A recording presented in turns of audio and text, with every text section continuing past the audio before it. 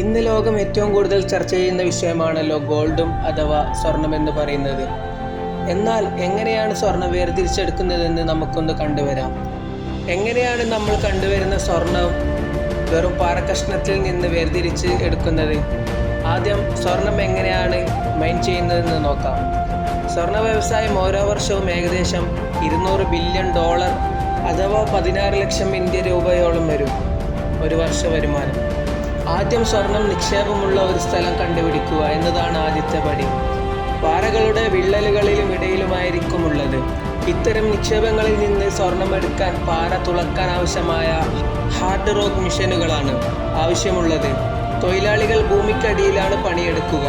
ചില ഖനികൾ 500 മീറ്റർ ആഴത്തിലേക്കാണ് ഉള്ളത്. അവർ ഡ്രില്ല് ചെയ്യാൻ പ്രത്യേക യന്ത്രങ്ങൾ ഉണ്ടാക്കും. ഡ്രില്ലിംഗ് കഴിഞ്ഞാൽ ആ മാളങ്ങളിൽ സ്ഫോടക വസ്തുക്കൾ തുറക്കാൻ തുടങ്ങും. പിന്നാലെ സ്ഫോടനത്തിൻ്റെ ശക്തി പുറത്തു പോകാതിരിക്കാനുമുള്ള മറ്റു വസ്തുക്കളുമൊക്കെ സജ്ജീകരിക്കും. സ്ഫോടനം നടക്കുമ്പോൾ പാറകളും അയിരും പൊട്ടിത്തെറിച്ച് കഷ്ണങ്ങളാകും.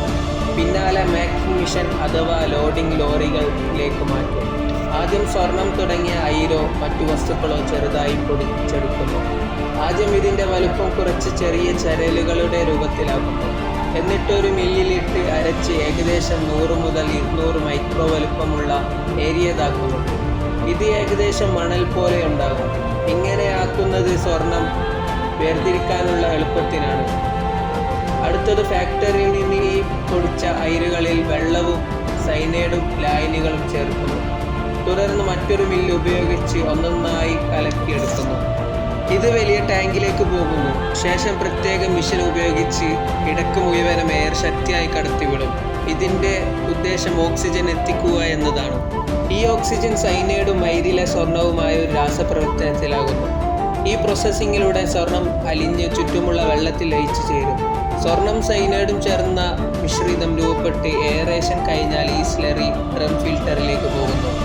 ഇത് റൊട്ടേറ്റ് ചെയ്യുന്ന വലിയൊരു മിഷനാണ്. ഇതിൻ്റെ സർഫസിലൂടെ ലിക്വിഡുകൾ കടന്നു പോകുന്നു. ഖരവസ്തുക്കൾ അവിടെ തന്നെ തങ്ങി നിൽക്കുന്നു. അങ്ങനെ സ്വർണമടങ്ങിയ വെള്ളം ഖരരൂപത്തിലുള്ള മാലിന്യത്തിൽ നിന്നും മാറുന്നു.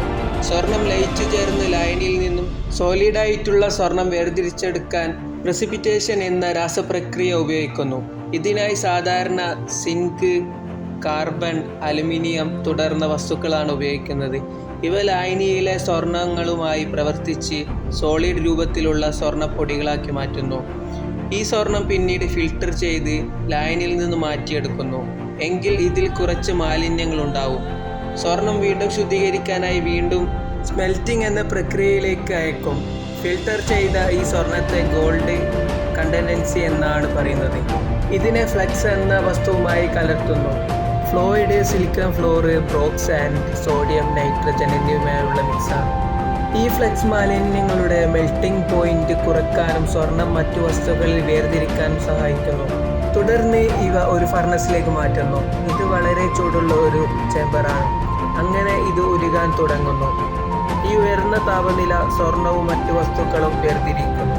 സ്വർണത്തിന് ഏറ്റവും ഭാരമുള്ളതിനാൽ അത് ഏറ്റവും അടിയിൽ തങ്ങുന്നു. ശേഷം ഈ സ്വർണം അച്ചുകളിൽ വയ്ക്കുന്നു. ഇതിനെയാണ് ഡോർ ബാർ അഥവാ ബില്യൺ എന്ന് വിളിക്കുന്നത്. ഇത് ക്ലീനാക്കിയതിന് ശേഷം പരിശോധനയ്ക്ക് വേണ്ടി അയക്കുന്നു.